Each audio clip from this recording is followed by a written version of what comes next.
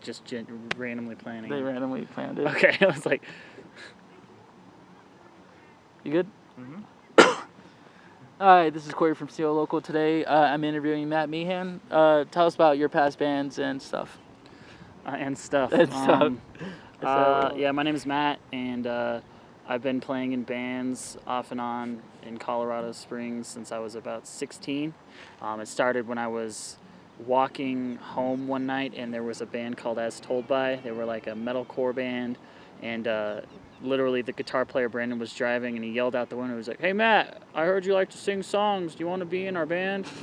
And so it was me and him, this dude Alex Pulaski, this dude Ruben. He also asked to play drums, and then this dude Jimmy. So basically, long story short, I started off in that band As Told By. From there, it went from we changed the format and the kind of the genre of the band altogether. We were just really like, what can I say, early 2000s, mid 2000s, screamo influenced, kind of post-hardcore. And then they wanted to keep changing genres, and then so at some point I quit for a while, and then they started off, they were like a easycore band, they were like a metalcore band, a deathcore band almost. At some point we were a band called I'll Be Your Prince, which was a really bad pop, like a super scene pop band. And we changed our name to a wedding soundtrack, and we broke up, and then things happened, and then we started As Told By again, and then we were a lot more just like in your face post-hardcore. And then I moved away, and then in the middle of there were a couple other random side projects, but that's the gist of it. So, you were in a band called Sleeping In. It's been a year since I interviewed you. Yeah. Tell us about it now.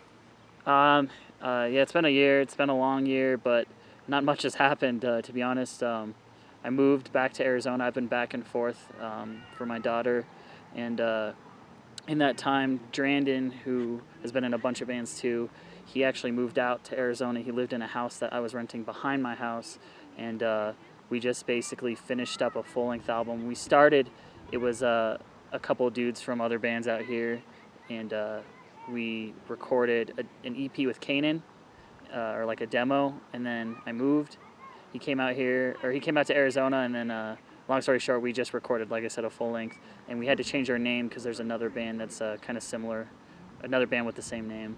And so now we're called Gloomy, which kind of more is appropriate for the sound, the sonic sound of our album. What's the album called? The album is called, I forgot what the album called. I'm just kidding. The album's called Anxious, and that's our title track on the album. So we're actually shooting a music video for it tomorrow. We're going to have a couple of the dudes that were in the old lineup be fill-in members for the video, but it's essentially just Drandon and I wrote everything. Great. So, like I said, it has been a year since our last interview. Some of the old topics were like, what are bands that you see in the scene nowadays? What do I guess I want to go over what do you see repetitively happening in the bands? Things are constantly changing, but at the same time, I feel like there's always an essence of history repeats.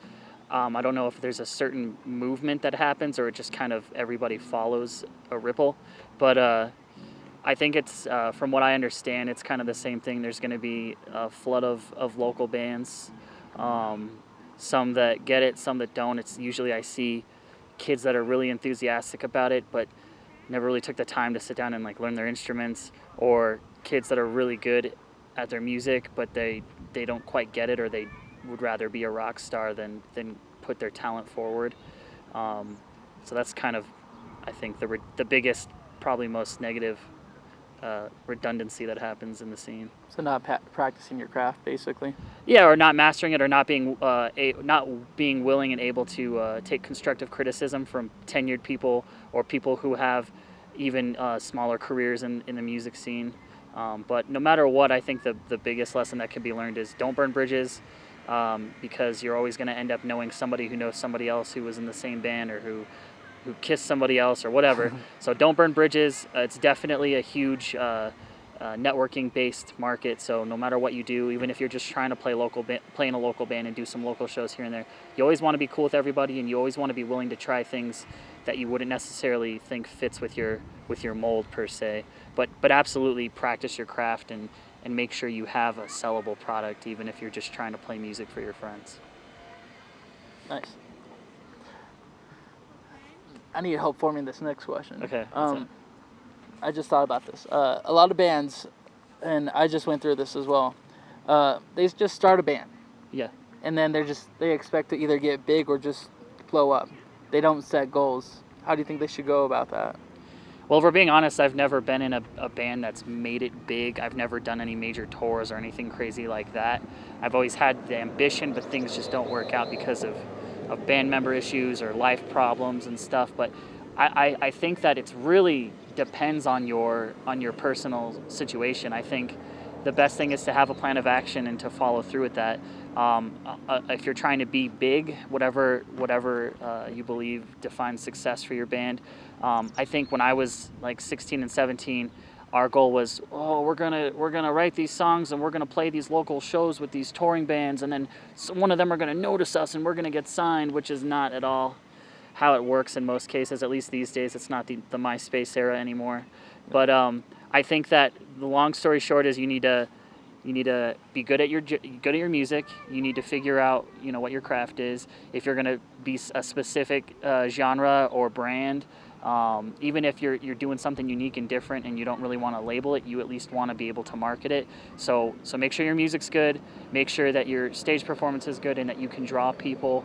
Make sure you push the fuck out of it, because but not to the point where you're just annoying people. You need to be personable. You need to make sure you have merchandise, because merchandise is going to basically be your lifeline if you decide to go out on the road and nobody knows who you are. And the merch has to be good too. And you have to build a web presence. Obviously, it's a day and age where most music discovery is done through social networking or music blogs. My personal opinion is that don't sell your music unless you're in a situation where you have to. Your label's making you. Give out your music for free. I would always suggest that if you're going to sell your music, press it on vinyl, or do something that's cool and unique and something that people will hang on to and remember, instead of just spending a bunch of money on CDs and stuff like that. But I don't know. I mean, I don't know if that answers your question, but that's kind of a starting point for a plan for a band. No, I just used the wrong words, and you just basically answered what I wanted to hear. One more thing I would suggest is, if you're trying to be bigger than a local band, do yourself a favor and don't play more than 1 to 2 shows locally per month. If it takes a few hours to drive to another city to play a show with bands you've never heard of, do it, because then kids will see you and then maybe see you next time. Take weekend warrior shows. Make your whole band take a weekend off. Drive a couple states away if you can get on a show out there. Start playing shows outside of your backyard, because nobody wants to see Why They Skyfight, Show Me the Sky, whatever. Nobody wants to see your local band play 4 or 5 times at the Black Sheep. You know what I mean? So that's the biggest thing, is put yourself out there. Build anticipation for your next show. Make sure you work your ass off and work with the venues to get on the shows you want to get on by doing what they need you to do first, and then just expand from there, because you're not going to get anywhere just playing at your local venues 5 times a month. Yeah, thank you. Sorry, there's ants right there. there. Yeah, fucking ants. Anyways, so this is I've been to a few shows recently, and some of them have just been like completely dead. Do you think selling pre-sales is a thing? Is a thing? Well, it's definitely a thing. Like should bands go about Is it a necessity? Yeah. I know that it's a hot topic right now, and I haven't done any studies in the field about the statistics, but I can tell you that there is a fair amount of selling tickets that you should be able to sell your band from the get-go. So whether it's actually physically selling tickets or it's promoting the show, these are all ways of, in a sense, selling your band. Do I think that it's fair for venues to be like, oh, you want to play this already sold out show? Or you want to play this show that we know is inevitably going to bring a bunch of people? We want you to sell 500 tickets. Like that's unreasonable, and I don't think that that's fair. I think most legitimate venues that know what they're doing don't force bands to do that. I would never personally play a show that makes us pay to play or sell tickets to play. That's just not cool with me. Another thing is unless it's absolutely a necessity, I will try my very hardest not to play a venue that's not all ages too, because music is for everybody, and I don't think that somebody that can buy your beer is the only customer for somebody to see a band. But I was kind of rambled on there. But I don't think that it should be a requirement to sell tickets in order to play at a venue. But I think that for if you want to play with one of the bands you look up to or the bands that are similar in your genre that you know will bring an audience to you, you need to promote the fuck out of that show well ahead of time. For instance, at the Black Sheep, they're very good about local bands. They'll ask you to play a couple local shows that you might not feel you're comfortable with, but do it anyways, because what do you have to lose? And if you prove your worth and you work and you're good at what you do, like I said earlier in the interview, then eventually they're going to want to come to you when they have shows that are similar to your genre. So don't pay to play ever, though. If somebody asks you, hey, bring us $500 and we'll let you play with the Devil Wears Prada, don't do it. And that's an actual thing that happened from a band that I know. But yeah, don't do it. I have a list. Now, a lot of these bands, it's debated whether or not they were good or not, and that's not for me to choose. Obviously, music is Everyone art. has opinion. These are just a few bands that I looked up to growing up, or bands that I had good memories with, even if they weren't good.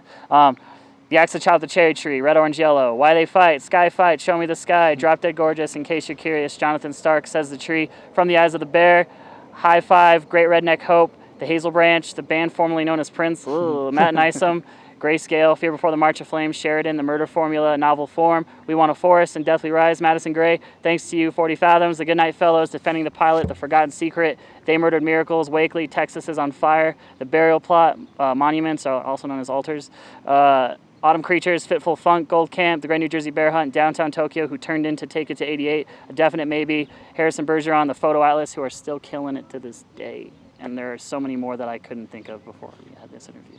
But that's just a few. At least you had a list this time. Yeah. Damn. Last thoughts. We are gloomy.bandcamp.com. Go get sad. Go get sad. Yeah.